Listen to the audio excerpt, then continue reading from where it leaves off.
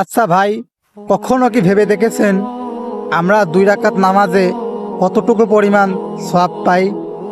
যদি না জানা থাকে তো ভিডিওটি মনোযোগ সহকারে দেখবেন।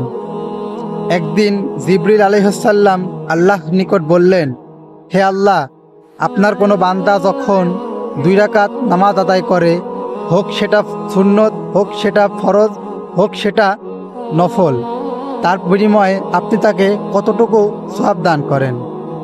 আল্লাহ পাক তখন বললেন, হে জিবরিল, তুমি তোমার 600 ডানা একবারে ঝাপটিয়ে জান্নাতের মধ্যে 700 বৎসর যতটুকু জায়গা অতিক্রম করবে, আমি আমার বান্দাকে ততটুকু পরিমাণ সওয়াব দিই।